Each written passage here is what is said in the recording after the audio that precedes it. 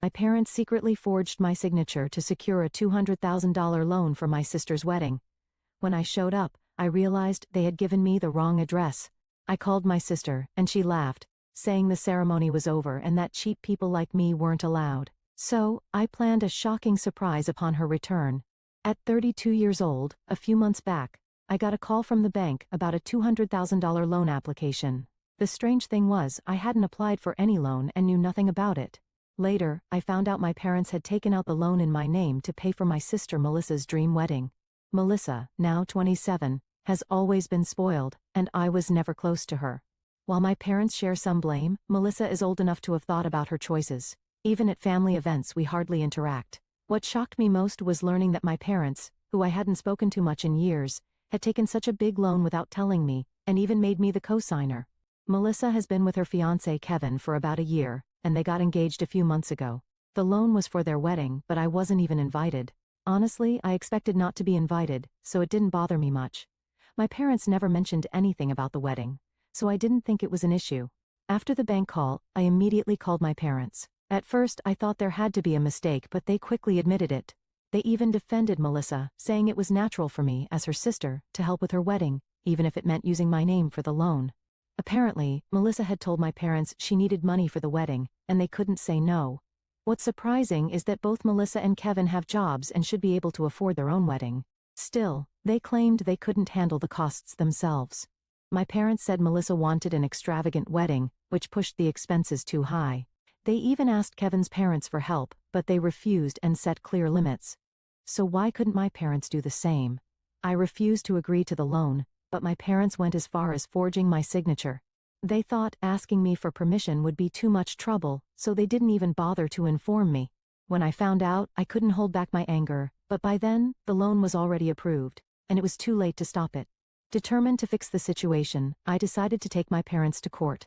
My father kept insisting, "It's only natural for you to help your sister. We're family." He tried to guilt me, saying, "Filing a lawsuit will only hurt the family," using my sister as an excuse. After hanging up in frustration, it became clear that my father cared more about Melissa's wedding than the fact that they had committed fraud. That was when I made up my mind. I informed my parents I was taking legal action and prepared to cut ties with them. I called the bank to request copies of the documents related to the loan, and began planning my legal steps carefully to minimize any unnecessary fallout. I also consulted a lawyer to fully understand the situation and ensure I was ready for what lay ahead. While reviewing a loan contract, I felt overwhelmed. What stood out to me was the condition that the loan had to be repaid within 3 years, a massive responsibility I never agreed to take on. My parents knew I was planning to start my own business soon. I had spent months securing funding and finding investors, and they were aware I intended to quit my job, which meant I wouldn't have a steady income for a while. Despite this, they had shown no concern for my plans. They had dragged me into a situation where even one missed payment could force me to repay the entire $200,000 loan. Feeling betrayed, I decided to take things a step further. I logged onto Facebook and searched for Melissa's fiancé, Kevin. In that moment, something inside me shifted. If my family had put me in this mess, I felt it was only fair for everyone to know the truth. I wrote a detailed message explaining how my parents had taken out a loan in my name, forged my signature, and handled all the paperwork without my consent. I advised Kevin to break off the engagement and think carefully about marrying into a family that could commit such actions. I didn't stop there. I sent the same message to Melissa's friends, relatives, and even my parents. I felt they all deserved to know what had happened. But deep down, I couldn't help but wonder if I had gone too far. I wanted to find out if my sister knew about the loan. She was always close to our parents, so it was hard to believe they'd do something like this without her knowing. When I started asking questions, my parents were furious. They begged me to take back what I had said and repeatedly contacted my sister. It turned out she had no idea about the loan or that I was made the co-signer. When she found out, she was upset about being lied to and angry that she would now have to cover the wedding costs herself. She was furious with our parents. As expected, my mother became emotional, blaming me for ruining everything and saying I had no right to get involved. My parents were angry that I told Kevin and his family the truth, but I ignored them. Looking back, I wondered if it was really necessary to support my sister so much. My parents had planned to deceive me just to give her the money. Then, I heard from my sister. She told me, "I didn't know about the loan, but you should have talked to the family before telling Kevin and his family." She accused me of ruining her wedding and her relationship. She wasn't entirely wrong. I should have talked to the family first. But did she truly know nothing about it? I started to feel uneasy. Had I gone too far by exposing the truth? Did I make the right choice? Dragging Kevin's family into this created a lot of chaos.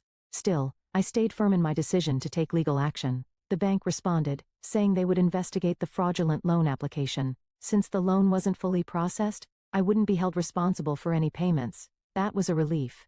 A few days later, I managed to find contact information for Kevin and his family. Meanwhile, my phone wouldn't stop ringing. Calls and messages from my parents, relatives, and friends poured in. My sister also messaged me angrily, saying, "You've made a private family matter public. You went too far." She later called and said Kevin and his family were reconsidering the wedding because of what I had told them. I felt completely confused. She accused me of ruining her life, saying I had destroyed her future. She insisted she didn't know anything about the loan, or that my parents had made me the co-signer. Hearing my sister blame me left me stunned. She told me that if I had a problem, I should have spoken directly to our parents instead of cutting ties. When I emailed Kevin and his family, I admit I was very angry. But at the time, I didn't think I was wrong. I asked my sister, "You knew about all this, didn't you?" But she kept saying, "It's none of my business." I reminded her how our parents had always prioritized her over me, always saying yes to her, and now they had committed fraud in my name just to fulfill her wishes. She refused to accept this easily, and since she didn't seem to be lying, I started to wonder if I had been wrong to think she was involved. I wasn't sure if I could trust her, but I wasn't ready to let it go so quickly. The next morning, my mother called me. She was crying and begging me to reconsider. She told me that Kevin had broken off his engagement with my sister. I was shocked. My sister hadn't mentioned anything about it when I spoke to her the night before. She only said the situation was hard, without saying anything about the engagement ending. Hearing this left me speechless. My mother told me how devastated my sister was and how much she blamed me.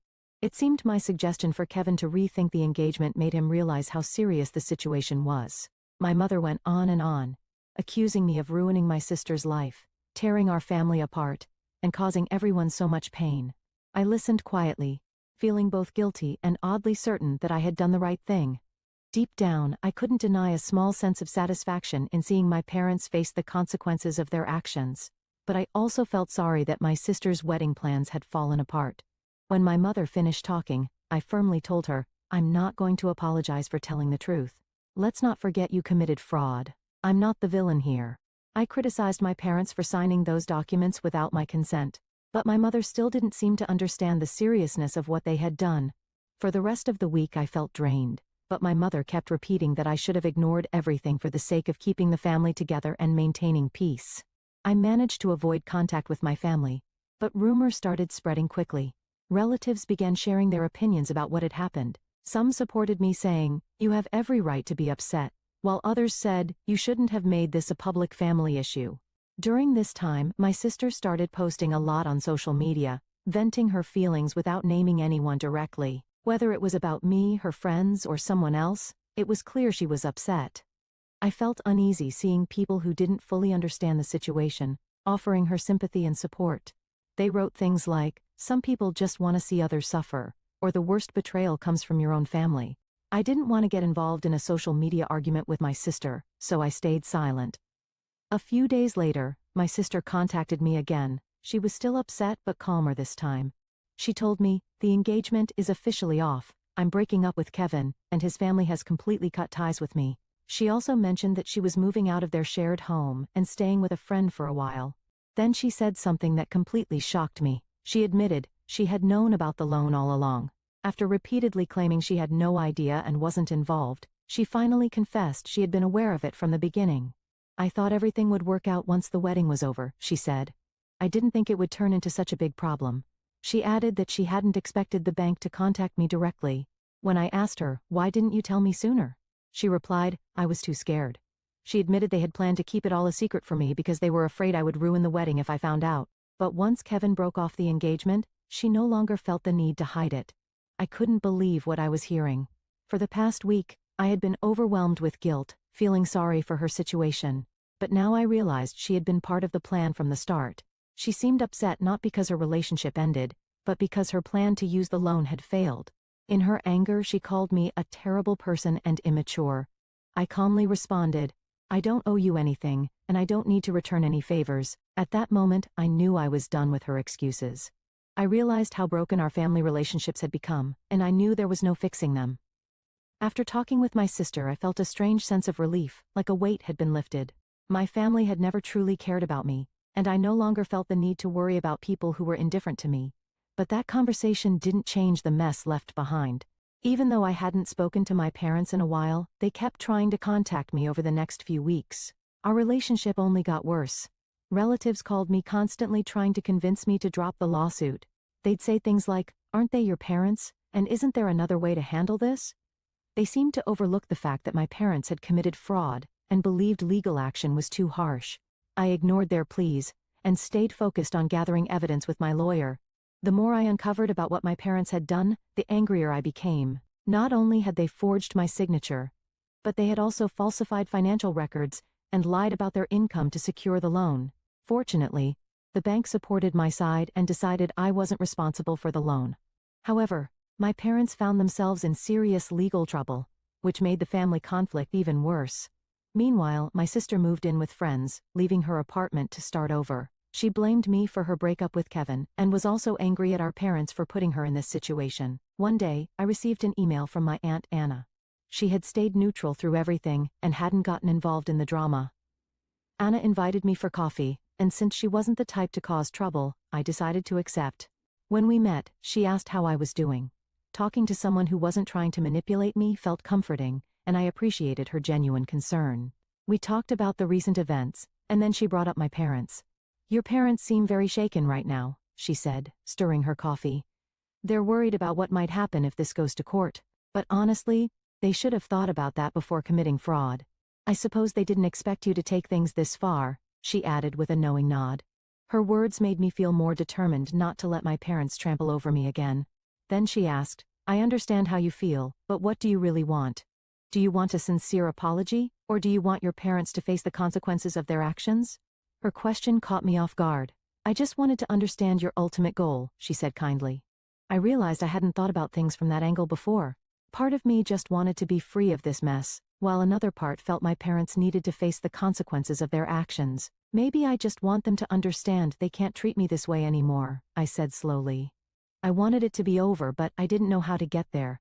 My parents had always favored my sister no matter what, and this time, they had gone too far. I couldn't just ignore it. Anna nodded slightly. "I completely understand how you feel," she said, "but that's not how your parents see it. To them, they see you as the one causing all the problems." Her words stung, but I appreciated her honesty. Deep down, I already knew this was how my parents thought.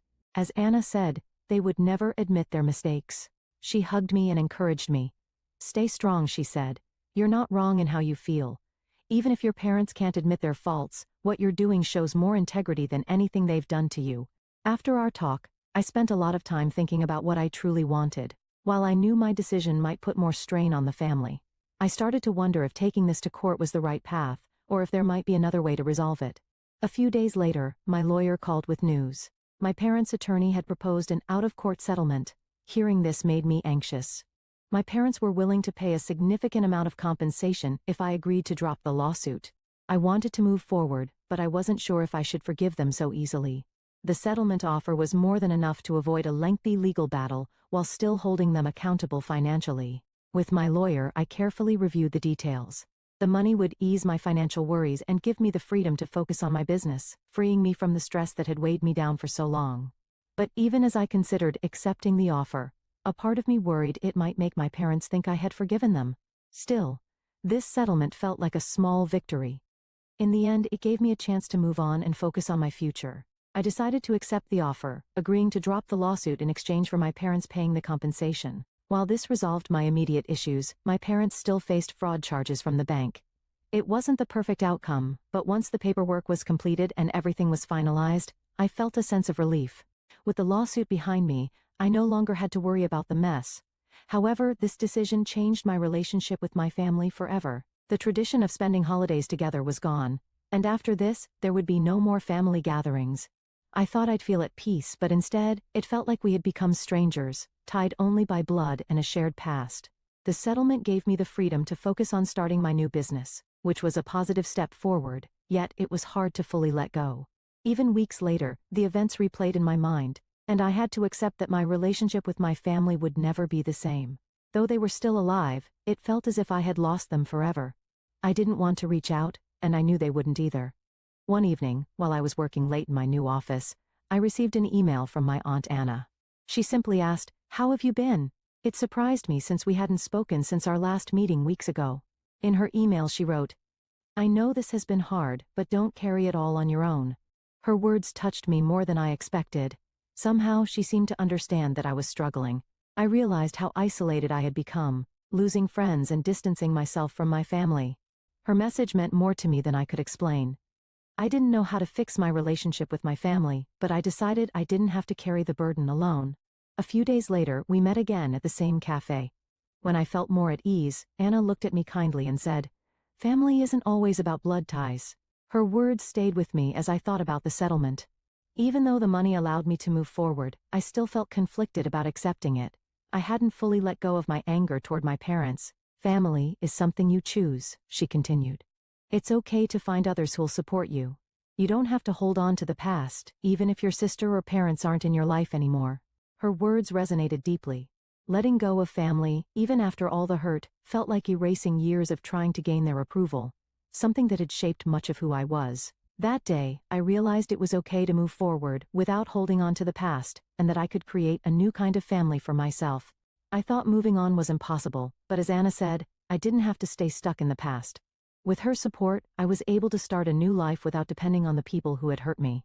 It wasn't easy, but it wasn't impossible either.